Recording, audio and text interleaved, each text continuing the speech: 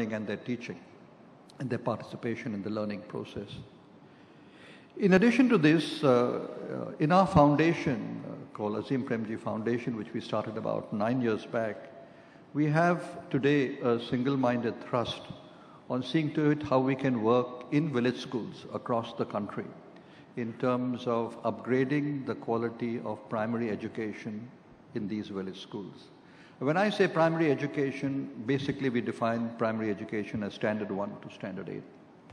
In our foundation, we are now involved in 13 states in India, covering roughly about 60% the population of India. And we have cumulatively engaged with in excess of 2.5 million children. We employ about 1,500 people full-time in our foundation, which works with state government.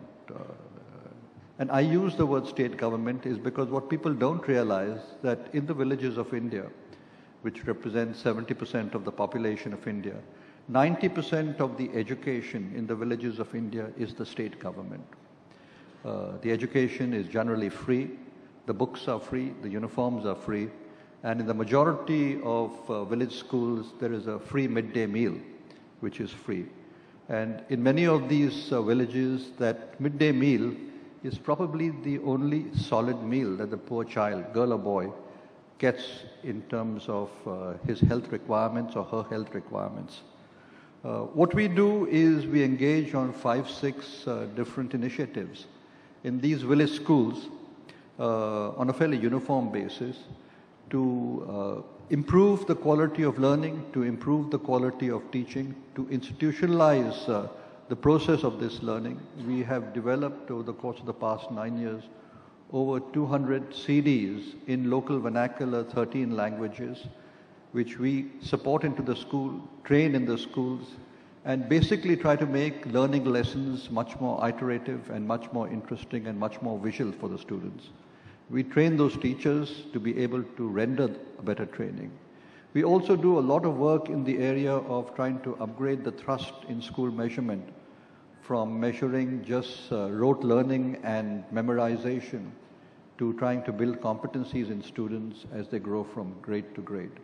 What you must realize is the size of the challenge.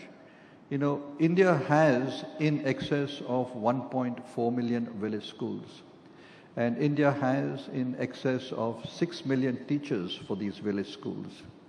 And all these 6 million teachers are heavily unionized, are very powerful unions. 1 million of these teachers never attend school, never put in an appearance in school. They're political appointees, or they're appointees which are on paper, or they are appointees who appoint surrogates to teach for them at probably 1/3 of what they get paid. So the task is extremely challenging. So we are involved not only with the students, with the community, with the parents in the village. We are involved with the state administrators in terms of training, the state leadership in terms of training, the state senior leadership, the district training institutes.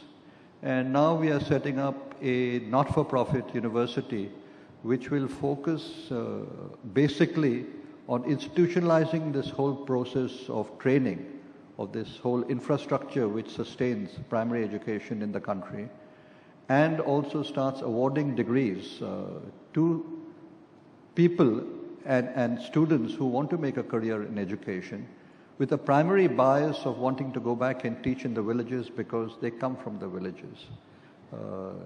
It's something which we think one can make a significant national difference on.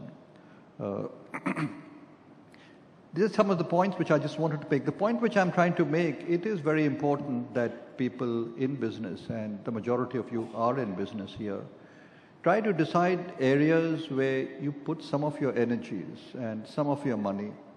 And please be clear, it's not very much and very large investments. It depends on the scale of your motivation and how much leverage you use. And very often we find that funds are available. Funds are available from generous people. Funds are available from foundations. Funds are available from wealthy people. And most important, there are funds available from government, which very often cannot be used because they just do not have the execution capabilities. We find this primarily in primary education, that there are budgets available, which is 4% of our GDP, and government is